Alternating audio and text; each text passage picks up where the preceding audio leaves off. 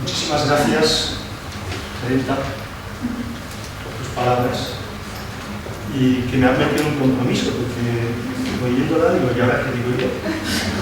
Muchísimas gracias a todos por venir y permitirme compartir unas reflexiones y algunas experiencias. En realidad, hace 15 días o una cosa así, me invitaron a Valencia a dar una conferencia y me dijeron, yo creo que lo que tienes que hacer es repetir la misma. Y entonces, pues dije, vale, pues la repito. Es decir, en alguna medida, ya está. Me dijeron, no, repites la misma porque ha quedado bien. Y dije, bueno, pues nada, estupendo, no tengo que hacer nada más. Y luego veo que el título me lo han cambiado. Con lo cual, bueno, pues, hombre, me basaré en aquella, pero evidentemente no se da. Se me ha pedido que haga algunas reflexiones sobre la gestión de los riesgos inherentes a la atención sanitaria. Y por tanto tengo que preguntarme, ¿qué es gestionar? Me voy al diccionario de la Real Academia y me encuentro pues, cosas dispares. Me voy a Wikipedia y me encuentro cosas dispares. Y entonces digo, bueno, vamos a hacer una definición propia. Yo creo que gestionar es lograr unos resultados favorables mediante el esfuerzo coordinado. Por lo tanto, quiere decir planear, quiere decir organizar, quiere decir dirigir y quiere decir evaluar.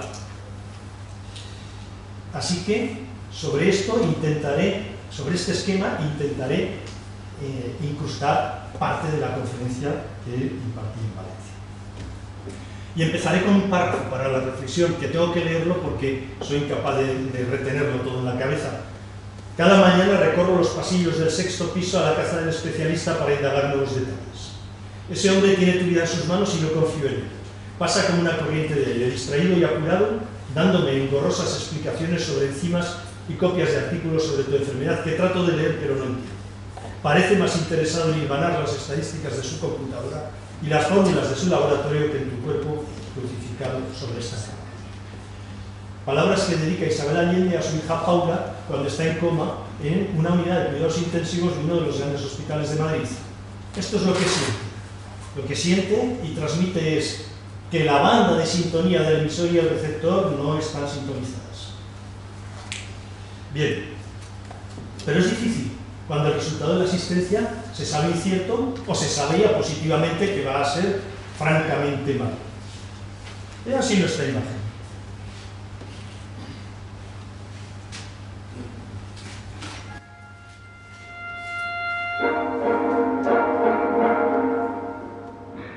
Tiene cáncer. Señorita Brain, tiene usted un cáncer ovárico metastásico avanzado.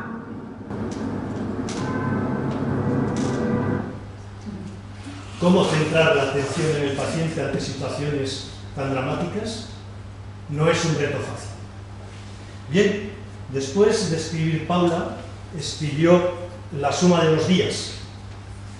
Y entresaco este otro párrafo. Entre las cartas llegó la de una joven enfermera que te había atendido en la UCI. Decía que después de leer el libro, consideró que era su deber contarme lo que había ocurrido. La negligencia médica y un corte de electricidad que afectó a la máquina de oxígeno que destruyeron el cerebro. Muchas personas en el hospital sabían lo sucedido, pero trataron de ocultarlo, tal vez con la esperanza de que murieras sin que hubiera una investigación. Durante meses, las enfermeras me veían esperando el día entero en el corredor de los pasos perdidos, y a veces quisieron contarme la verdad, pero no se atrevieron a enfrentar las consecuencias. ¿Es verdad? ¿No es verdad? ¿Hubo negligencia? ¿No hubo negligencia? Lo que indudablemente hubo es un mal resultado de la atención sanitaria y un juicio de valor, sin un análisis. Y esto también ocurre en la práctica clínica. ¿Por qué la seguridad del paciente? En realidad, aunque luego intentaré poner claro que nos ha acompañado a lo largo de toda la historia esta preocupación, hoy, si estamos aquí congregados, es porque al final de la década de los 70 en Estados Unidos estaba instalada la década de la malpraxis, momento en el cual había una disociación entre las relaciones del paciente, el profesional y la organización.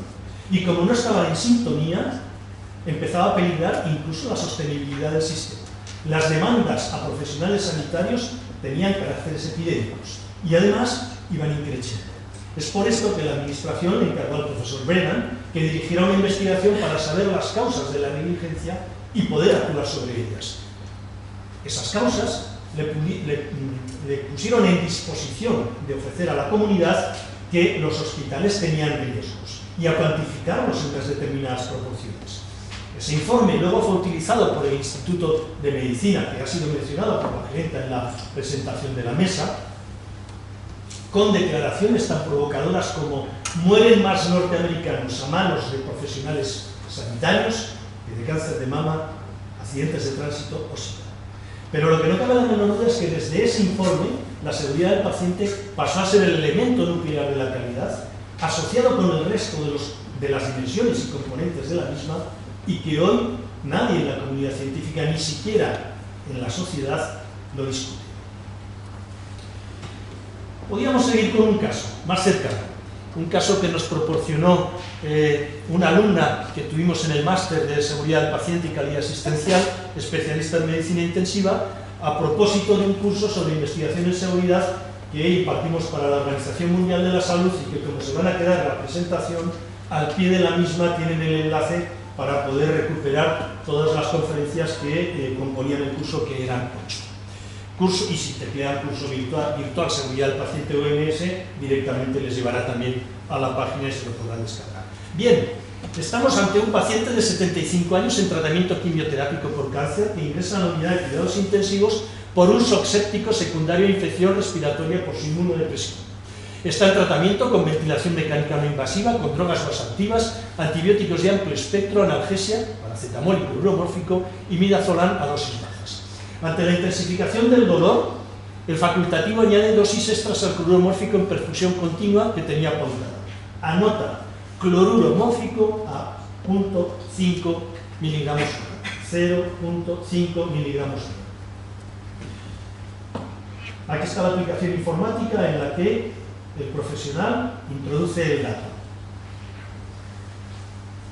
Bien, ¿qué separa el punto en español? ¿Los decimales o las unidades de millar? Las unidades de millar. ¿Qué entiende la aplicación? 0,5 entre 0,5.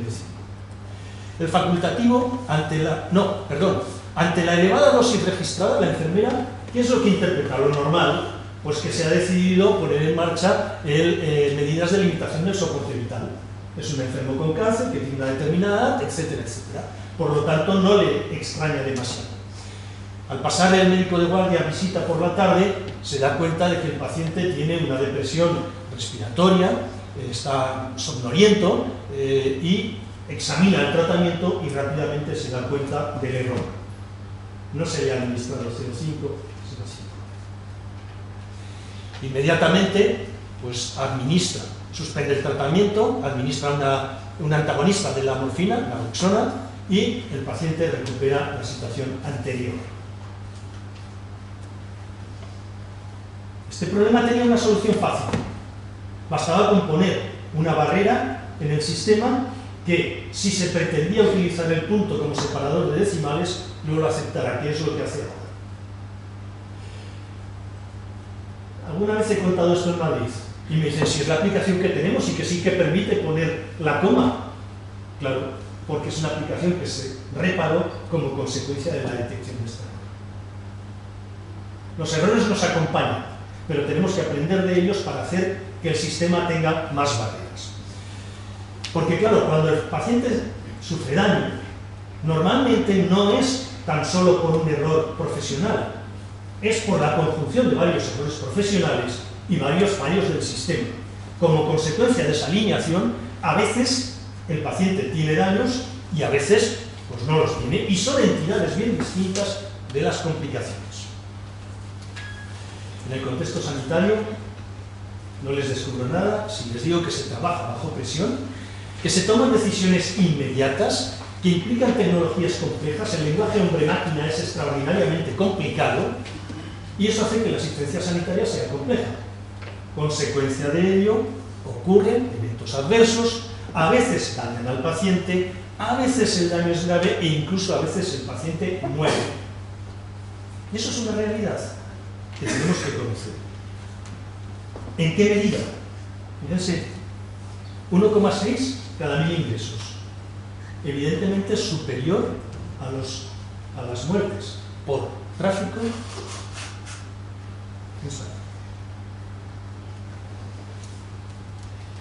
Como decía, el error nos ha acompañado siempre, y el error no es sinónimo de evento adverso, el error es un precursor del evento adverso, porque hay errores que no consiguen dañar al paciente.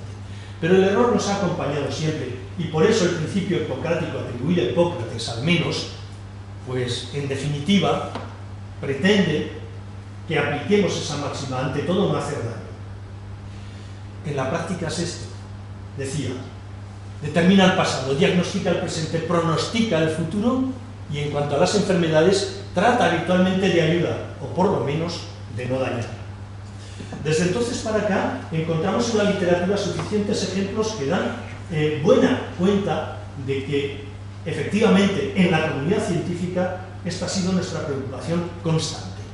En el siglo XVI entresaca un párrafo de Ambroise Paré, que era médico cirujano de la corte, y durante la batalla de Vilaine, Paré agotó su provisión de aceite de saúco, que es lo que utilizaba para cauterizar las heridas.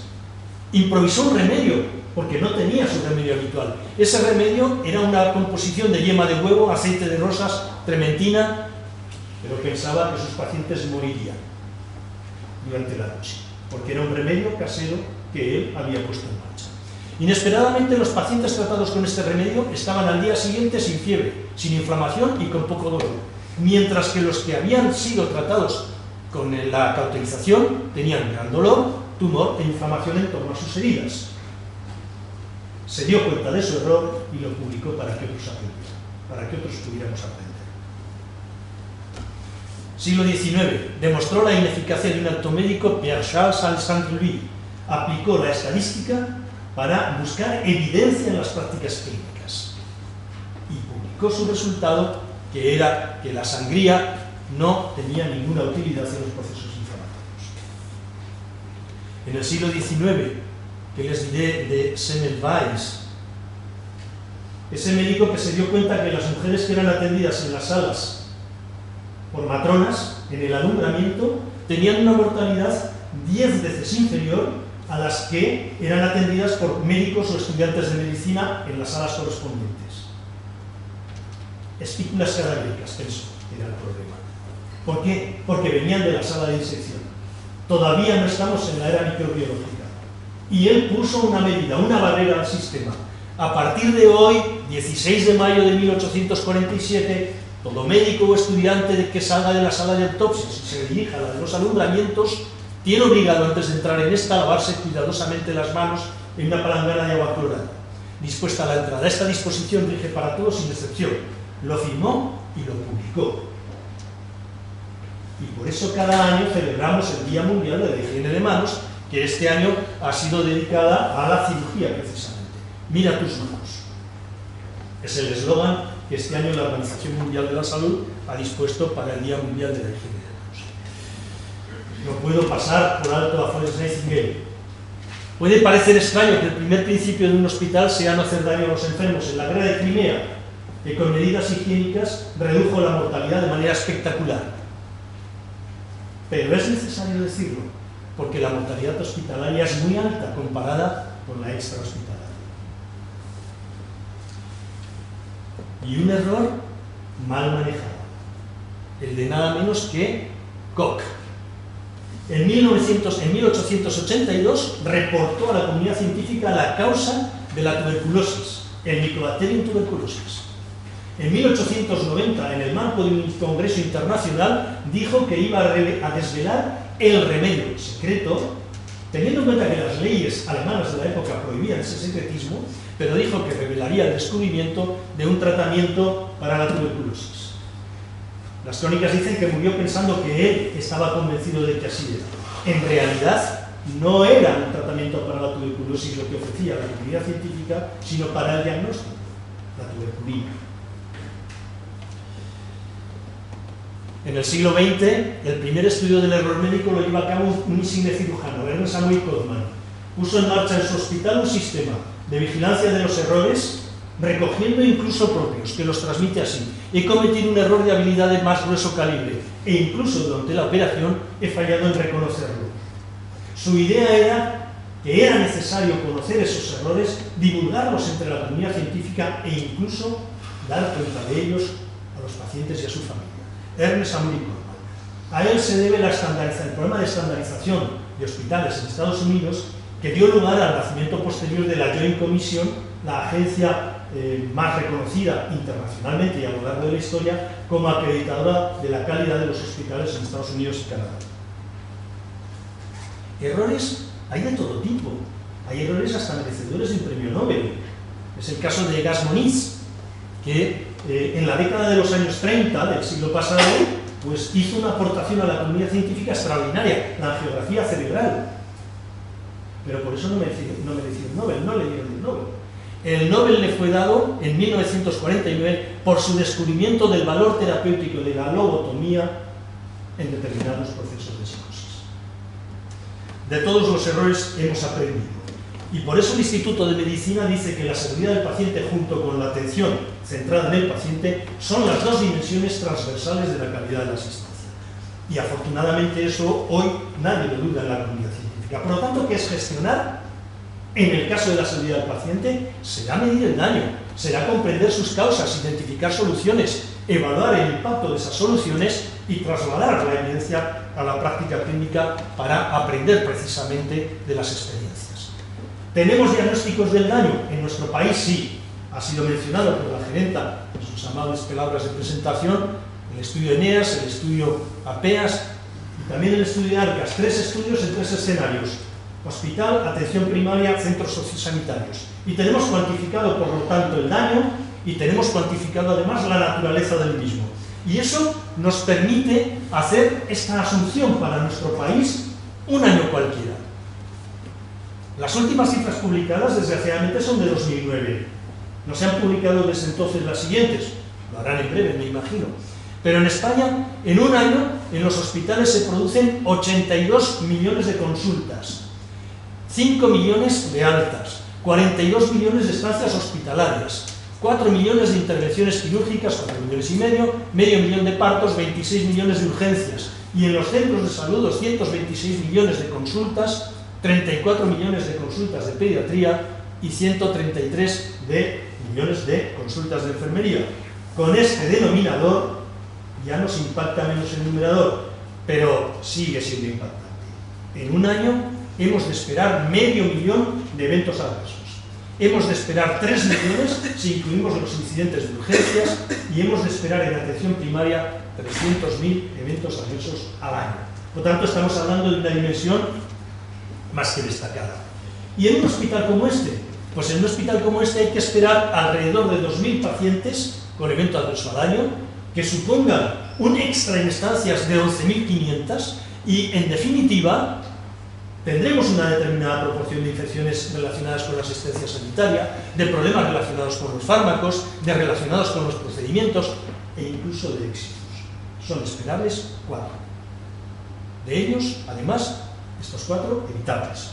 Por lo tanto, creo que cobran fuerza las palabras de Ernest Amory Coleman, que decía hace un siglo: soy un excéntrico por decir en público que los hospitales, si desean estar seguros de su mejora, deben conocer sus resultados. Deben analizarlos para encontrar sus puntos fuertes y débiles, para comparar sus resultados con los de otros hospitales. Esas no serán palabras de un diccionario, decía hace un siglo. Esto quiere decir que necesitamos medir la seguridad del paciente, necesitamos tener mediciones, y la unidad de medida es el indicador, algo que nos muestra el camino. Por lo tanto, si la atención sanitaria es compleja y además tiene forma de embudo, la parte superior la ocuparía el sistema sanitario y el centro el paciente con su particular vulnerabilidad, necesitamos indicadores de política sanitaria o de macrogestión, de gestión sanitaria, la que utiliza el directivo de un centro como este, o de gestión clínica, la que utiliza cualquier clínico, como muchos de ustedes que están sentados en la sala. Tenemos referentes.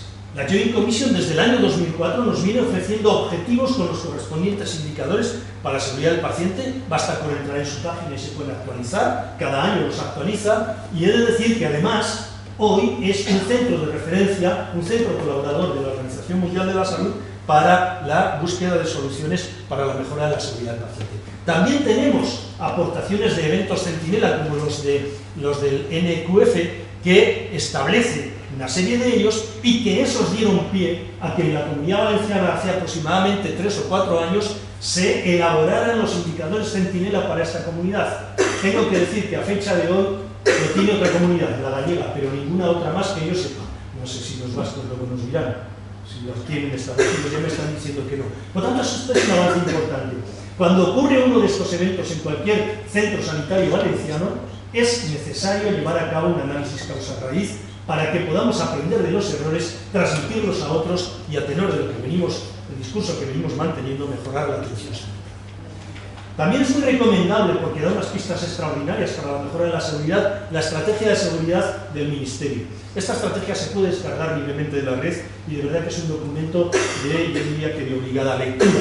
Es un documento que posibilitó que las comunidades acordaran unos indicadores y que, por lo tanto, para la macrogestión se pueda saber cuál es la evolución de estos indicadores a lo largo del tiempo en nuestro país. Indicadores que tienen que trascender a la mesogestión, a la gestión que se realiza en un centro. Aquí tienen, por ejemplo, los que estamos utilizando, algunos de los que estamos utilizando en el Ramón y Cajal. ¿Pero por qué pongo esto? Porque lo importante es que el indicador pueda ser interpretado en su justa medida, es decir, que sepamos cómo se construye, cuál es el numerador, cuál es el denominador, qué cosas se asocian a él, para que cuando estemos ante un indicador, verdaderamente todos veamos la misma señal. Por eso es necesario trasladarnos a la práctica clínica, a la gestión clínica. Indicadores de proceso, como algunos de los que reflejo en la presentación, o de resultados, en este caso he elegido unos quirúrgicos, pero podía haber elegido otros, índice de ambulatorización de la cirugía, o la tasa de radiografías de tórax preoperatoria en ASA 1 y menos de 65 años, son indicadores de proceso, o de resultados, tasa de infección relacionada con la asistencia sanitaria, por ejemplo, quirúrgica, o tasa de reingresos, 15 días tras el alta en relación con la intervención ocupada. Estos indicadores los tenemos que adaptar a cada uno de nuestros servicios y para ello tenemos también fuentes en las que deber y documentarlos. Son altamente recomendables las prácticas clínicas seguras de la HRQ, que además estas 10 que tienen en la pantalla han mostrado su evidencia suficiente a través del análisis de la evidencia científica. Y también el antes mencionado, el EQF, pues nos ofrece 34 prácticas seguras asociadas en 7 áreas. Por tanto, gestionar es estimar el riesgo, evaluar el riesgo, definir alternativas a ese riesgo, tomar decisiones, realizar acciones y además evaluar los resultados de esas acciones. Y añado, y en todo momento comunicar. Porque si no, no estamos gestionando o no lo estamos haciendo convenientemente. ¿Por qué? Porque tal vez como Alicia no tengamos un objetivo, no sepamos muy bien dónde queremos ir. Y si no sabemos muy bien dónde queremos ir, le dice el gato a Alicia, ¿para qué quieres que te muestre un camino si no tienes claro cuál es tu objetivo? Es necesario que tengamos bien definidos los objetivos para poder llegar a buen puerto, para poder analizar el porcentaje de cambio entre momentos o detrás de acciones o en comparación con, y hacerlo con indicadores que todos podamos interpretar precisamente cuál es su adecuado contexto. Y si todo falla, si fallan las barreras que hemos dotado al sistema, porque los humanos cometemos errores y porque además hay factores contribuyentes como la propia vulnerabilidad del paciente o la organización del trabajo en equipo, etcétera, etcétera. Si todas las barreras que hemos puesto no son suficientes para frenar ese posible daño al paciente, pues en ese caso lo que tenemos que hacer es gestionar de nuevo el daño con especial atención a la comunicación, minimizar el daño, aliviar el dolor que haya podido producir ese daño, proteger las pruebas para aprender para el futuro, comunicar, informar al paciente y a la familia, es una obligación que tenemos, y además dar apoyo emocional. Esto es lo que nos recomienda Mary Hansian en su libro sobre seguridad y ética en cuidados de salud. Muchas gracias.